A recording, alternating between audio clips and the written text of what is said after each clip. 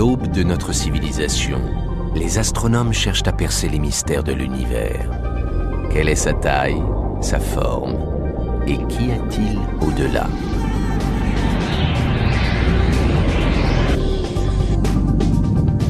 Aujourd'hui, nous tenons presque la clé de ces mystères. Nous comprenons de mieux en mieux le cosmos.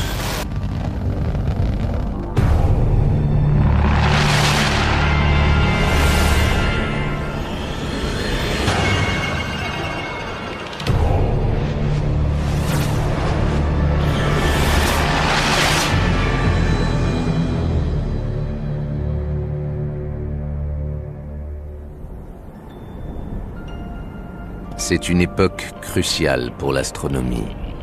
Une révolution cosmologique est en marche. Nous vivons une époque fascinante, grisante. C'est l'âge d'or de la cosmologie. Les plus grands télescopes du monde sont tous braqués sur des objets situés aux confins de l'univers pour en répertorier les moindres détails. Grâce aux nouvelles recherches, notre compréhension du cosmos pourrait faire un pas de géant.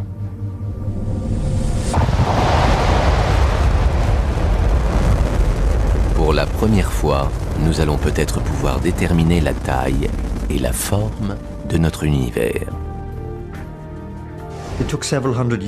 Il a fallu plusieurs centaines d'années pour comprendre quelle était la taille et la forme de la Terre et l'emplacement des continents. Dans les 10 dernières années, nous avons atteint le même stade de connaissance en ce qui concerne l'univers.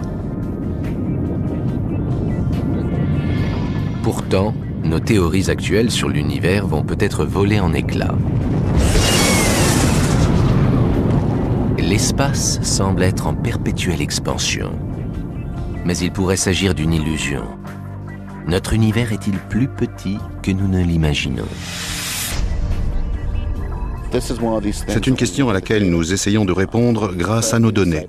Savoir si l'univers est fini et si, en partant dans une direction, il y a une chance pour qu'on revienne à notre point de départ.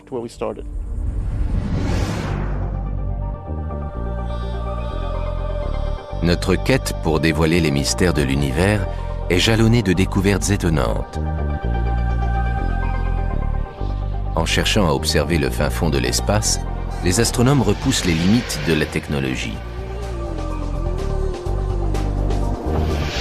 Dans l'atmosphère parfaitement sèche du désert d'Atacama, sur le mont Paranal, au Chili, ces boîtes de métal futuristes peuvent être combinées pour former le télescope optique le plus puissant au monde, le VLT, ou Très Grand Télescope.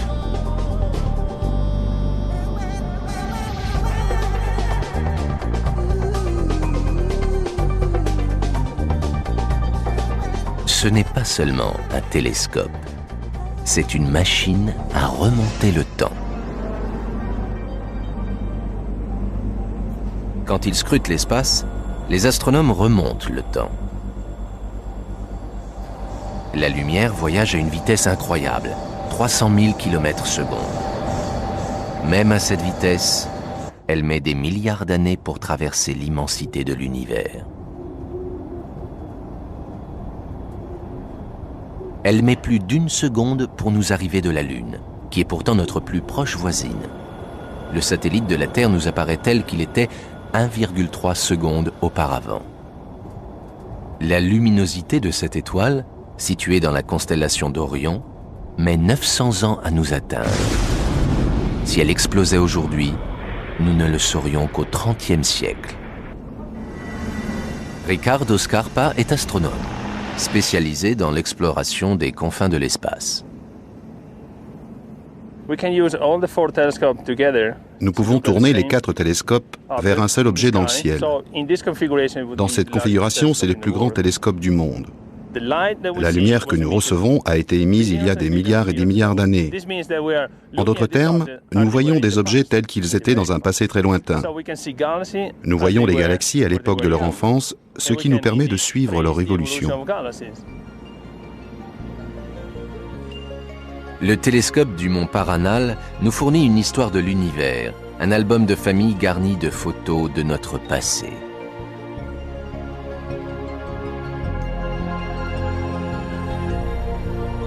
La lumière de cette galaxie a mis 10 milliards d'années pour atteindre les miroirs du télescope chilien. Qui sait à quoi elle ressemble aujourd'hui? Y a-t-il une limite à notre remontée dans le temps?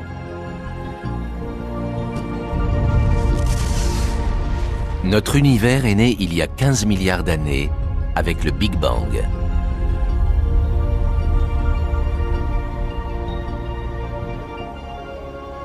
La technologie actuelle ne nous permet pas d'explorer son stade prénatal.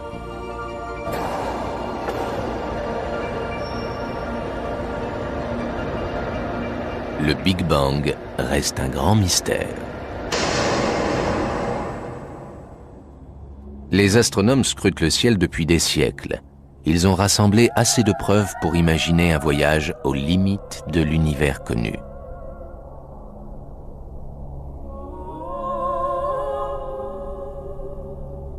Quand nos ancêtres levaient les yeux vers le ciel, ils croyaient que l'univers était délimité par les nuages. Plus nous l'explorons, plus nos horizons s'élargissent.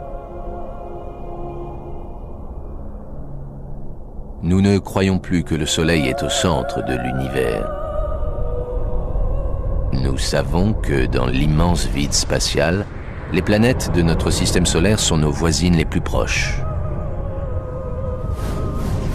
Autrefois, on croyait que les constellations étaient des motifs plats, composés d'étoiles. En fait, ce sont des alignements d'étoiles éloignées de trillions de kilomètres et qui sont le fruit du plus pur hasard. L'univers est régi par un cycle naturel. Les vieilles étoiles explosent et forment d'immenses nuages de gaz et de poussière qu'on appelle nébuleuses, où naissent de nouvelles étoiles et de nouvelles planètes. Toutes les étoiles visibles à l'œil nu font partie d'ensembles regroupant des milliards d'étoiles, les galaxies. Notre galaxie, la Voie lactée, fait partie d'un ensemble de galaxies, le groupe ou amas local.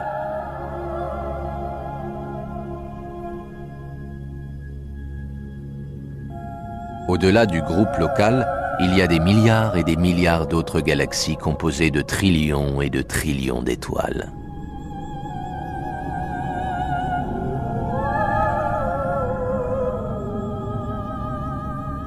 On pense qu'au cœur de chaque galaxie, il y a un trou noir géant. Dans ces trous noirs, toutes les lois de la physique, telles que nous les connaissons, s'effondrent. En se rapprochant des confins de l'univers, c'est-à-dire en remontant plus loin dans le temps, on voit d'étranges galaxies embryonnaires encore à l'état de formation. Au-delà de ces galaxies, on se heurte à un voile de radiation. Nos découvertes s'arrêtent là. C'est la limite de nos connaissances et la limite de l'univers connu.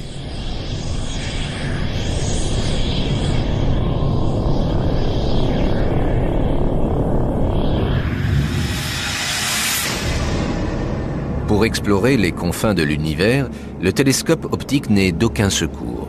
La lumière qui a traversé une distance aussi énorme depuis la nuit des temps est déformée. De lumière, elle est devenue micro-onde.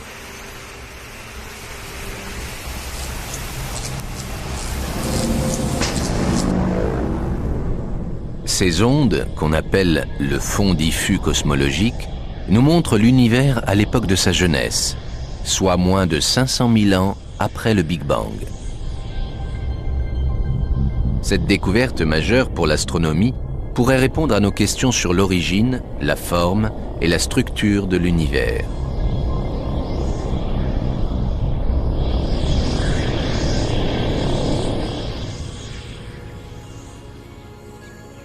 Les astronomes s'efforcent de décrypter les micro-ondes du fond diffus cosmologique.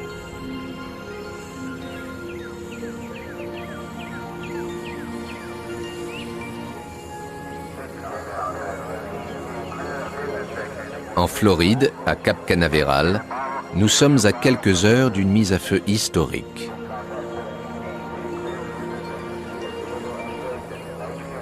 David Spergel est un spécialiste de la physique théorique. Il veille aux derniers préparatifs avant le lancement de la sonde spatiale MAP. Elle a été créée pour détecter et analyser le fond diffus cosmologique dans ses moindres détails. La sonde MAP nous donnera un aperçu de ce à quoi l'univers ressemblait 500 000 ans après le Big Bang.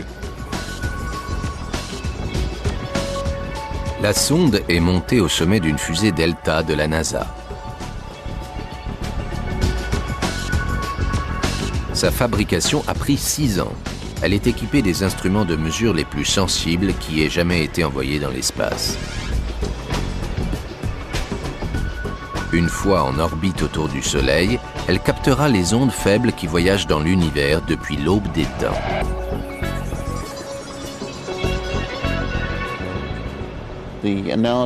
Je compare ça à une mare dans laquelle on lancerait des galets.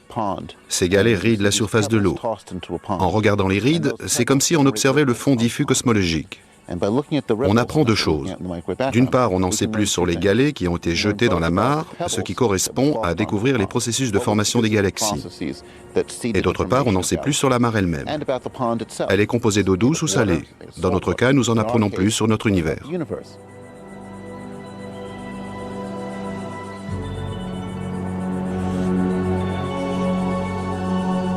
Cette sonde, qui a coûté 150 millions de dollars, est un instrument des plus sophistiqués. Elle analysera les rides de l'espace.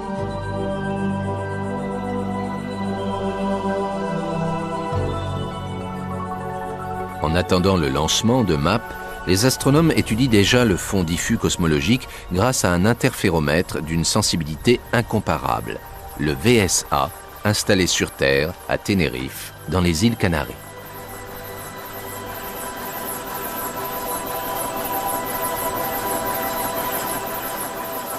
Les premières découvertes sont une véritable révélation. Richard Sanders décode les micro-ondes grâce au VSA. Notre travail sur le fond diffus cosmologique est complètement nouveau. Il nous permet d'entrevoir ce qu'était l'univers quand il était très jeune, quand il avait 300 000 ans, alors qu'aujourd'hui, il a 15 milliards d'années.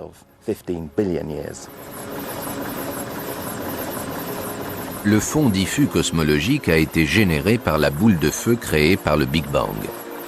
Le VSA nous renseigne sur la forme et la structure de l'univers lorsqu'il venait de naître.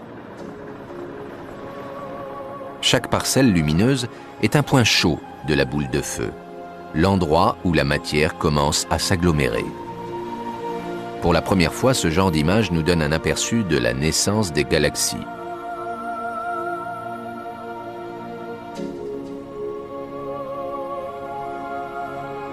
La première page de l'album photo de l'univers est enfin remplie.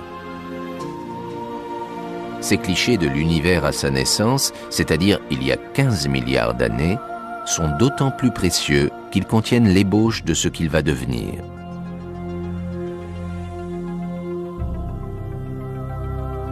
Les astronomes ne seront plus limités au domaine du visible.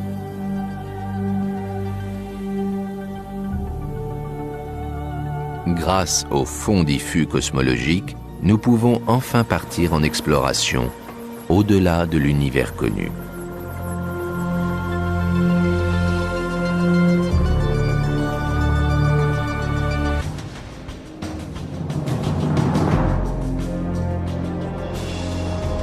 Les astronomes s'efforcent de deviner quelle est la taille et la forme du cosmos, mais ils se heurtent à un obstacle majeur.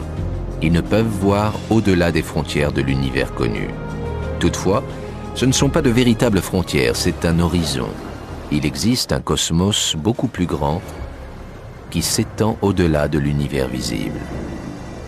Martin Rees est astronome en Angleterre. Plus on regarde loin dans l'espace et plus on remonte loin dans le temps. Il y a une limite précise à ce que l'on peut voir actuellement. Imaginez que vous êtes au milieu d'un océan, sur un bateau. L'horizon autour de vous décrit un cercle à la surface de l'eau. Ce cercle est la limite de ce que vous voyez, pas la limite réelle de ce qui existe. Il faut donc faire la différence entre l'univers observable et le cosmos qui est beaucoup plus vaste et qui contient tout ce qui existe. Nous pouvons déduire des choses sur le cosmos, mais nous ne pouvons pas l'observer directement.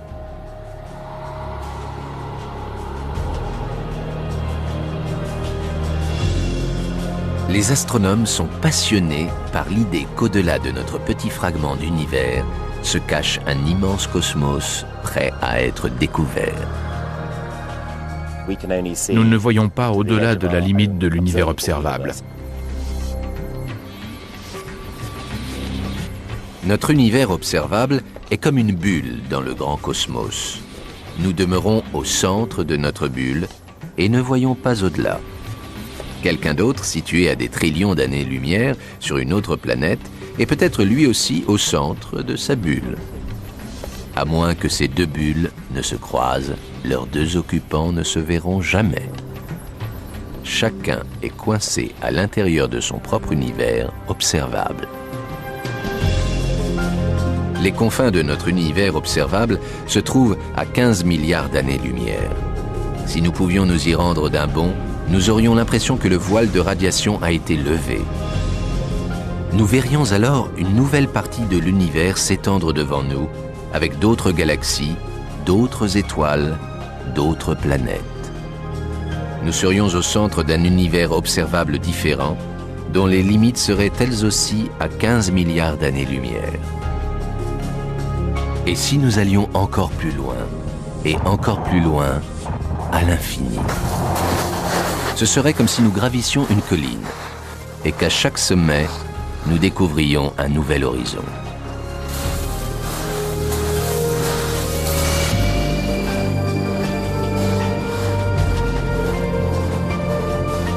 Notre voyage touchera-t-il un jour à sa fin? Découvrirons-nous la frontière de l'univers ou continuerons-nous à l'explorer indéfiniment?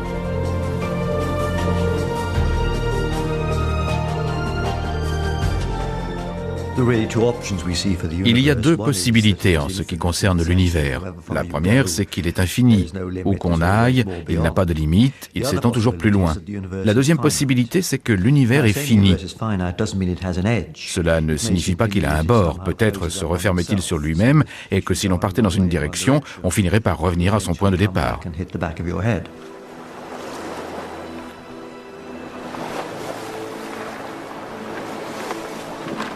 Lorsque Christophe Colomb a levé l'ancre pour le Nouveau Monde, il savait qu'il voyagerait en ligne droite. Si le monde avait été plat, il aurait navigué jusqu'à la nuit des temps sur une mer infinie.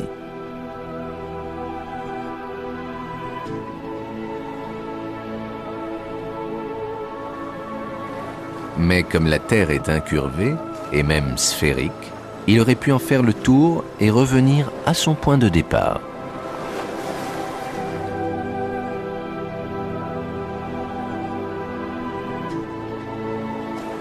Les premiers explorateurs ne savaient pas si la Terre était plate ou courbe. Aujourd'hui, les cosmologistes se posent les mêmes questions sur l'univers. Jana Levin est spécialiste de physique théorique à l'université de Cambridge. Si l'univers est plat et que l'on se dirige en ligne droite dans une certaine direction, on voyagera éternellement et on n'entendra plus parler de vous. L'univers pourrait aussi être courbe et se refermer sur lui-même, comme la Terre, qui est ronde.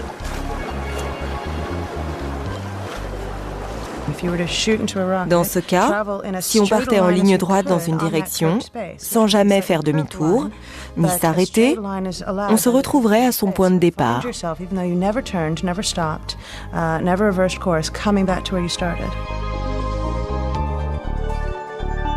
Si l'univers est plat, l'exploration sera sans fin.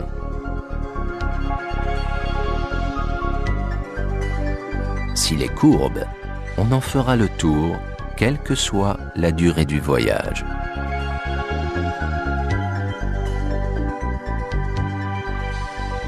Il y a près d'un siècle, Albert Einstein est le premier à émettre l'extraordinaire théorie de l'espace courbe.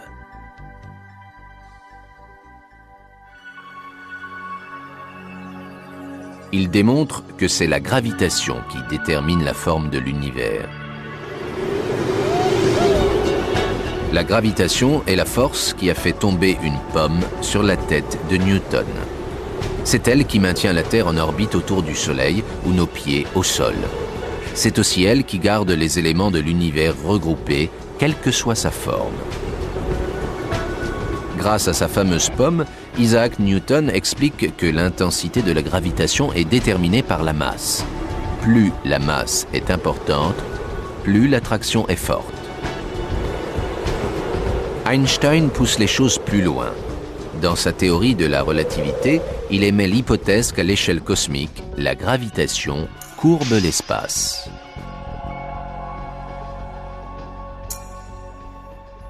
Einstein a dit « Ce n'est pas la Terre qui attire la pomme à elle. En fait, la pomme suit une courbe naturelle de l'espace créée par la Terre. Si on considère l'espace comme une sorte de toile tendue et qu'on y lance une boule de bowling, la boule va distendre la toile, créant des courbes le long desquelles les objets tomberont naturellement. Les objets peuvent donc tomber sur la Terre ou tourner en orbite autour d'elle. Tous suivent les courbes naturelles de l'espace. Les roches, la matière, mais aussi la lumière obéissent à cette règle. D'après notre expérience, nous savons que la lumière voyage en ligne droite. Supposons maintenant que la force gravitationnelle est tellement importante qu'elle incurve la structure même de l'espace. Dans ce cas, la ligne droite parcourue par la lumière serait elle aussi courbée et la lumière paraîtrait courbe. Le fait que la gravitation puisse courber la lumière illustre parfaitement la grande théorie d'Einstein.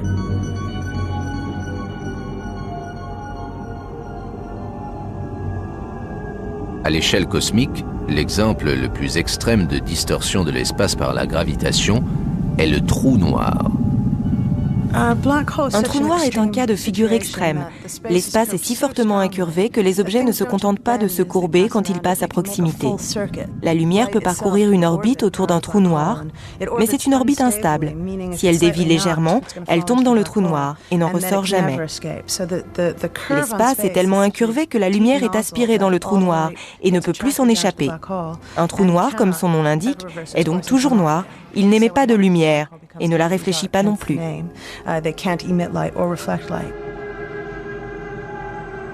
L'énorme force de gravité d'une galaxie peut elle aussi courber la lumière. Si une galaxie passait entre la nôtre et une troisième plus éloignée, nous en verrions une double image déformée. Comme une gigantesque lentille cosmique, la galaxie qui s'interpose entre les deux déforme la troisième.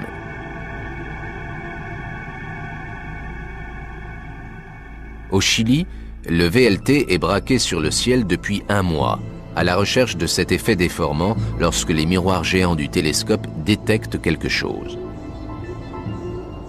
Une nuit de novembre 1998, le VLT capture ces images saisissantes. On y voit distinctement les arcs lumineux et des images multiples de galaxies lointaines.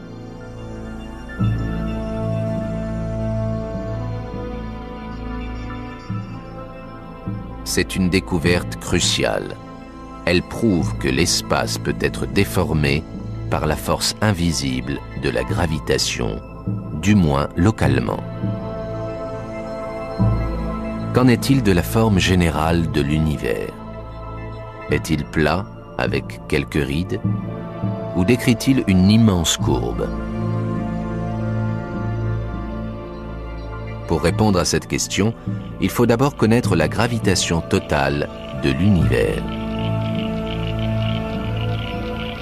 En Australie, un homme s'est attelé à la tâche. Il cherche à évaluer le poids de l'univers.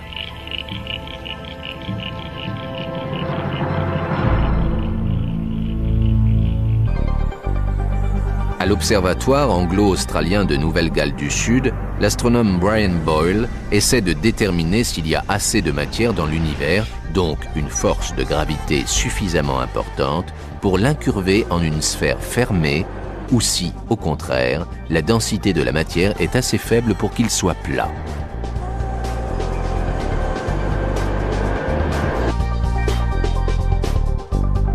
Il a déjà fait une estimation de la quantité de matière dans notre galaxie, la Voie lactée. S'il parvient à cartographier et à compter toutes les autres galaxies, Brian Boyle pourra en déduire la masse totale de l'univers.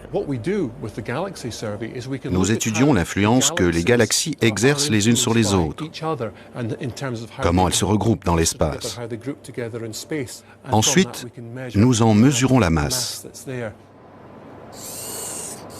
Brian Boyle et son équipe ont mis au point un instrument appelé le 2DF, le champ 2 degrés, qui lui permet de faire un relevé de l'univers. La plupart des télescopes n'examinent qu'une source lumineuse à la fois. Le 2DF utilise des lentilles guidées par un laser et positionnées par un robot. Chaque minuscule câble de fibre optique transporte la lumière d'une galaxie entière. Le 2DF peut analyser simultanément la lumière de 400 galaxies différentes.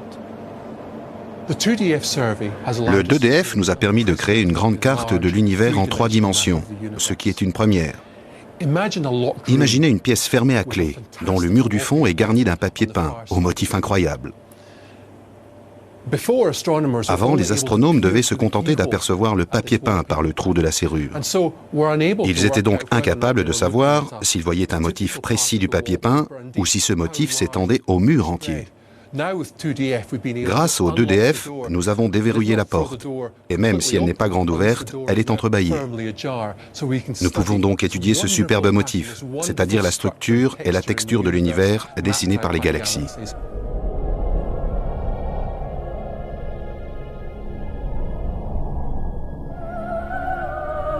Voici le fruit de ces recherches, une carte de l'univers en 3 dimensions, avec les positions exactes de plus de 100 000 galaxies. Boyle peut ainsi déterminer la masse de l'univers.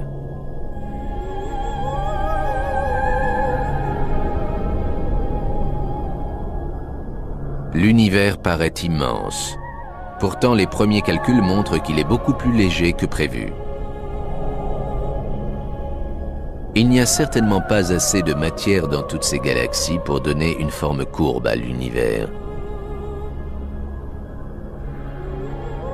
Étonnamment, il n'y a pas non plus assez de matière pour qu'il soit plat.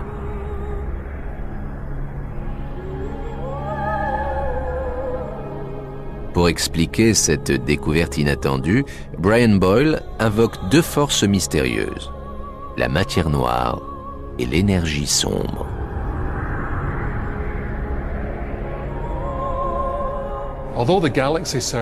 Même si nous n'avons découvert qu'un tiers de la masse requise pour que l'univers soit plat, nous pensons désormais que les 2 tiers restants sont constitués de ce qu'on appelle l'énergie sombre.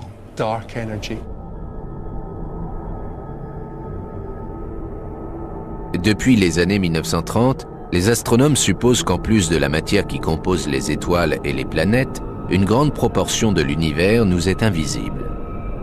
Elle serait faite de matière noire et d'énergie sombre.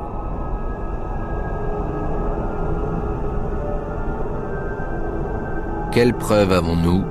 Ce n'est qu'une théorie.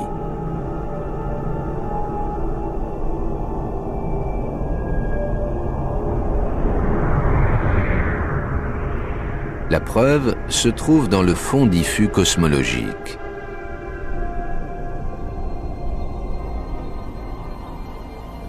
Cette radiation qui traverse l'espace depuis l'aube des temps confirme l'existence de ces forces cosmiques invisibles.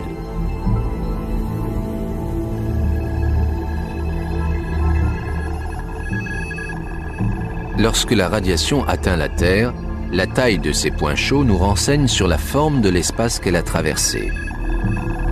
En l'occurrence, cela confirme que l'univers n'est pas courbe.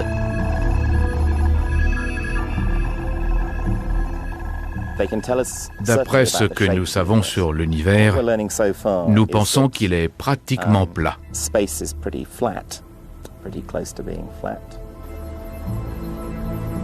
Comme les points chauds dans les radiations ne sont pas déformés quand le VSA les capte, cela prouve que l'univers est plat.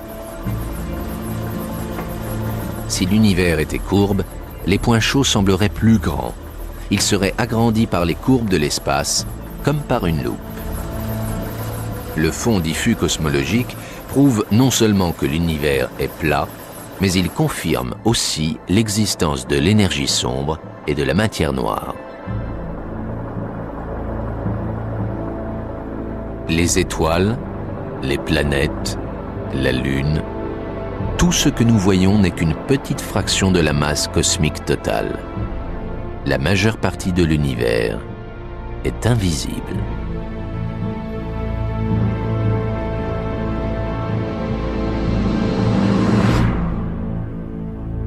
Selon nos hypothèses, l'univers est plat. Il n'est pas calme pour autant.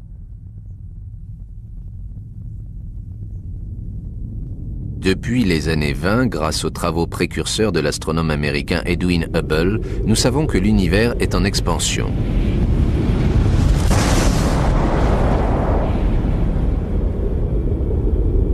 Tout remonte à sa création, le Big Bang. L'univers est né d'une boule de feu cosmique plus petite qu'un atome.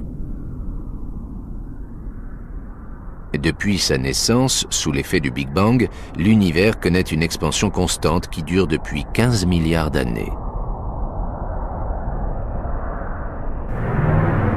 Paul Davies, un cosmologiste britannique, travaille à Sydney. L'univers est en expansion, ça ne fait aucun doute. On constate que les galaxies s'éloignent les unes des autres.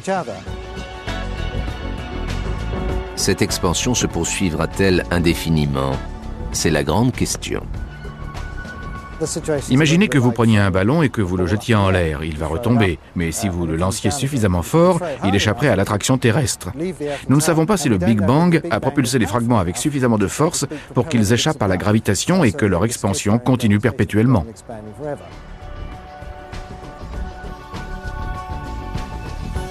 Ce phénomène d'expansion pourrait-il prendre fin et l'univers rétrécir?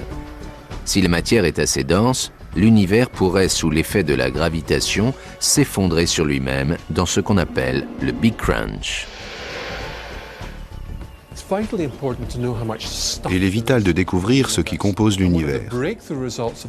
Notre recherche est déterminante car elle montre qu'il n'y a pas assez de masse dans l'univers pour l'empêcher de s'étendre à l'infini.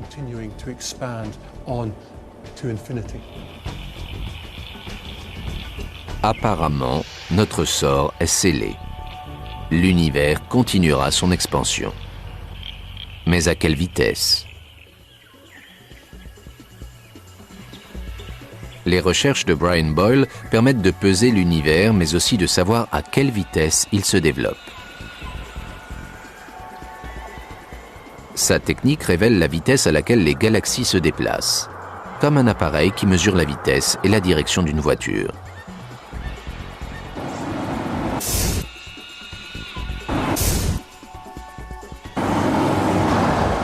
Les astronomes savent que les galaxies s'éloignent les unes des autres, mais aussi qu'elles accélèrent. Il y a 4 milliards d'années, l'univers serait passé à la vitesse supérieure et depuis, son expansion s'accélère. Quelle est la force qui lui fait prendre de la vitesse? C'est vrai que l'expansion de l'univers s'accélère, ce qui suggère qu'il y a une force antigravitation, quelque chose qui s'oppose à la force gravitationnelle normale, une force qui éloigne les galaxies les unes des autres et de plus en plus vite. Cette force antigravitationnelle est l'énergie sombre. Les astronomes pensent que l'univers doit être chargé de cette énergie invisible. L'espace n'est donc pas vide. Nous ne voyons tout simplement pas de quoi il est fait. Les forces invisibles de l'univers, la gravitation et l'énergie sombre, se livrent à une grande bataille. Le sort de notre univers est en jeu.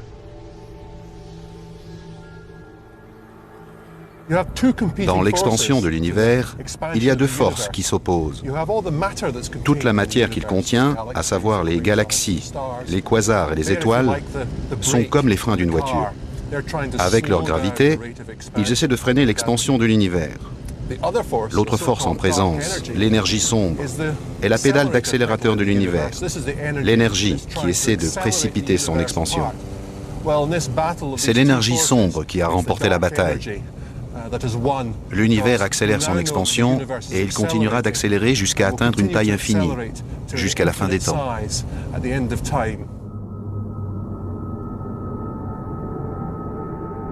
Au sein de chaque galaxie, la gravitation est assez forte pour que les étoiles restent groupées.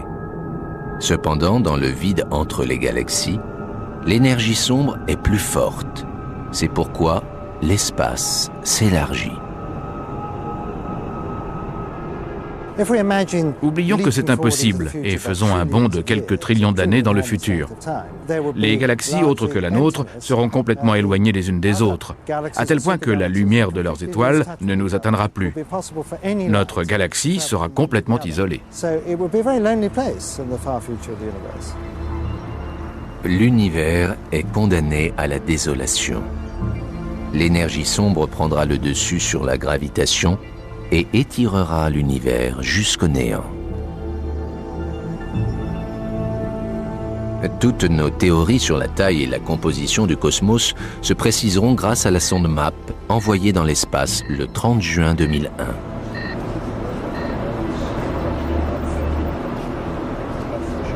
La mission de MAP est d'étudier en détail le fond diffus cosmologique.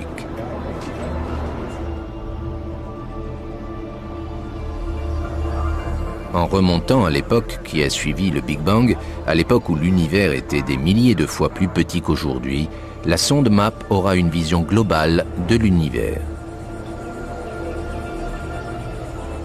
En février 2003, la sonde MAP nous enverra une image de l'univers entier, tel qu'il était peu après sa naissance. C'est un nouveau défi pour la cosmologie. La cosmologie traverse une période très intéressante. Nous convergeons vers une théorie précise. L'univers est plat et il est essentiellement composé de matière noire et d'énergie sombre. Cela concorde avec les observations actuelles. Cependant, notre théorie repose sur l'existence de l'énergie sombre et de la matière noire que nous n'avons jamais vue. Les atomes que nous connaissons ne représenteraient que 5% de l'univers.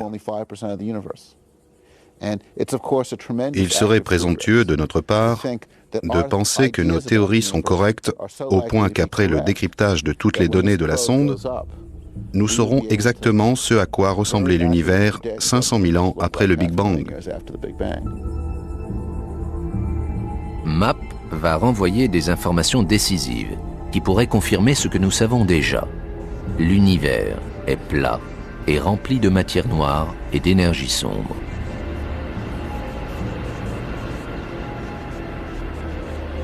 La sonde pourrait aussi renverser toutes les théories cosmologiques et nous forcer à les revoir intégralement.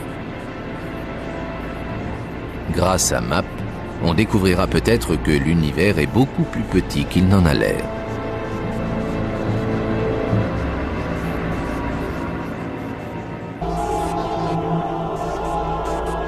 Les résultats de l'expérience MAP pourraient dépasser l'imagination.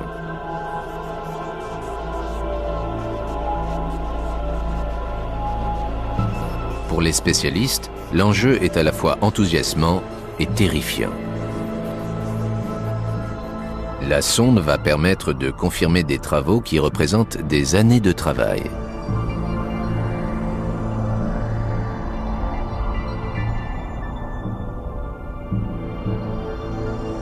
Les théories actuelles sont comme des châteaux de cartes. Si MAP élimine une carte à la base, tout l'édifice s'écroulera. C'est ce qui est si passionnant dans cette expérience. Nous allons obtenir les premières cartes du ciel et un cliché de l'univers encore tout jeune. Nous pourrons confirmer ou infirmer nos théories. La première idée qui sera peut-être bouleversée, c'est l'immensité de l'univers. Il est possible que le cosmos soit beaucoup plus petit qu'on ne le pense. Même s'il est plat et en expansion constante, l'univers pourrait être rempli d'illusions d'optique.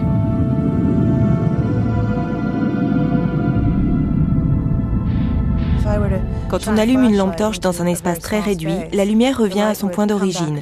Si vous étiez une étoile très lumineuse, vous verriez votre image se propager dans différentes directions, car la lumière quitte la surface de l'étoile et revient à son point d'origine. Vous obtiendrez alors une image fantôme de vous-même et de votre galaxie. Par conséquent, bien que nous soyons sûrs qu'il existe d'autres galaxies que la nôtre, nous pensons que certaines ne sont peut-être que des répliques de notre galaxie. Sur des milliards de galaxies que nous croyons voir, des millions pourraient n'être que des galaxies fantômes. Certaines pourraient même être des mirages de notre Voie lactée.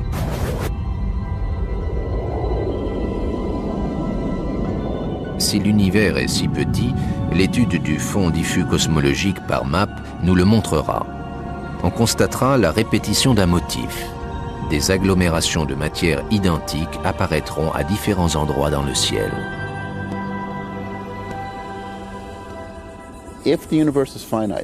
Si l'univers est fini et qu'il mesure moins de 30 milliards d'années-lumière de large, nous verrons un motif caractéristique dans notre carte du ciel. Nous retrouverons les mêmes fluctuations ici que là. Si la sonde de David Spergel détecte un motif répétitif, elle prouvera que l'univers entier est compris dans un espace plus réduit que l'univers observable.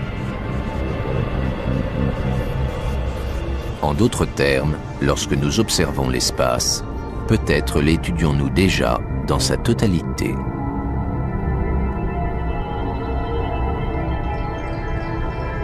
Si cette idée incroyable s'avère vraie, elle réduira à néant bien des hypothèses existantes. Et les théoriciens devront retourner à leur tableau noir pour réécrire l'histoire de l'univers depuis le Big Bang. Le fond diffus cosmologique nous fait remonter jusqu'à la naissance de l'univers, mais pas à l'instant T de sa création, qui reste hors d'atteinte. L'origine du Big Bang restera-t-elle un mystère ?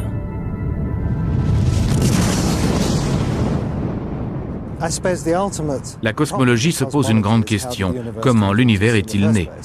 Est-il le fruit d'un processus naturel ou d'un hasard ? Les scientifiques préfèrent penser qu'il s'agit d'un processus naturel. Seulement, si c'est le cas, le processus peut alors se reproduire à l'infini. Ce raisonnement mène à une autre hypothèse. Peut-être n'y a-t-il pas qu'un seul univers, mais qu'il en existe une infinité. Cela ne signifie pas pour autant que les autres univers sont à notre portée. Ils existeraient à part dans leur propre espace-temps. L'idée peut paraître déroutante, mais notre univers pourrait faire partie d'un nombre infini d'univers, n'être qu'un petit point dans un multivers sans fin. Le multivers lui-même pourrait n'avoir ni début ni fin.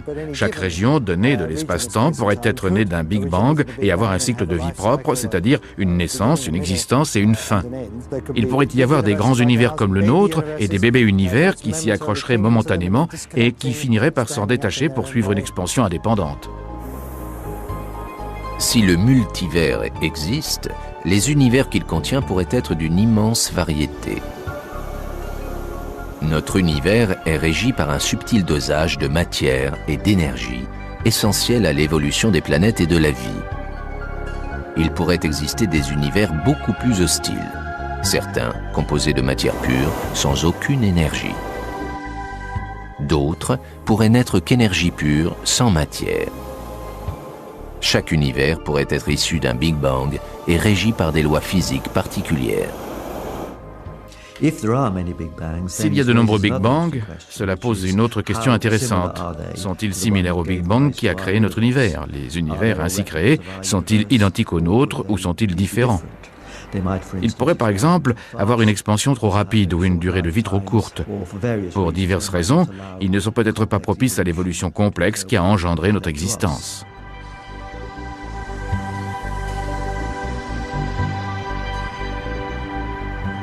Si le multivers existe, tout ce qui peut advenir se produira aussi dans un univers parallèle.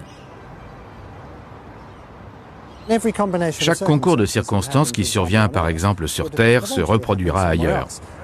Quelque part, il y a donc des doubles de Paul Davis, des doubles d'Elvis Presley.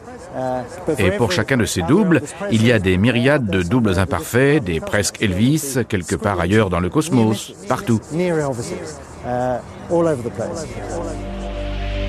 Même s'il est amusant d'imaginer que quelque part dans un univers parallèle, Elvis Presley est bien vivant et qu'il donne un concert, nous ne pourrons jamais le prouver. L'exploration d'un autre univers est impossible, car nous cesserions d'exister à l'instant même où nous quitterions le nôtre.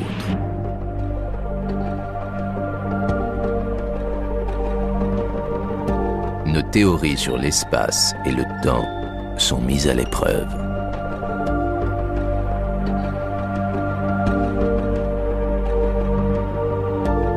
Il est 15h46, le 30 juin 2001. La sonde MAP va être mise à feu.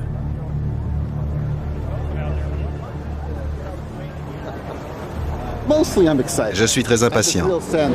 J'ai vraiment la sensation de toucher au but. Ce projet sur lequel nous travaillons depuis 6 ans va enfin prendre tout son sens. 10, 9, 8, 7, 6, 5, 4, 3, 2, 1. décollage. La fusée traverse la zone de décollage. Tout se présente bien. Elle approche de Mach 1. Elle traverse une zone de turbulence atmosphérique normale. Nous passons en mode supersonique. Moteur auxiliaire largué.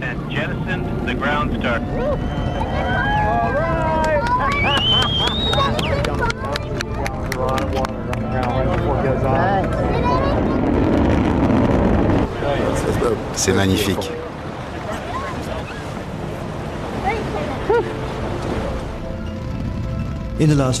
Ces dernières années, nous avons défini les grandes lignes de l'évolution cosmique. Nous connaissons les ingrédients principaux de notre univers. Il est composé d'atomes, de matière noire et d'une mystérieuse énergie sombre qui accélère l'expansion cosmique. Il reste toutefois une foule de choses que nous ne comprenons pas. C'est la nature même de la science. Plus on avance, et plus on se pose de questions. 3 mois après son lancement, la sonde MAP est déjà en orbite à 1,5 million de kilomètres de la Terre. Elle nous renseigne sur la formation de l'univers. Grâce à elle, notre vision du cosmos changera peut-être du tout au tout. Les astronomes mettent à nu les secrets et les merveilles de notre cosmos. Leur quête les mène toujours plus près des limites de l'univers. Aujourd'hui, ils ne peuvent dépasser l'instant où notre univers est né. Mais demain, qui sait quelles possibilités s'ouvriront à eux ?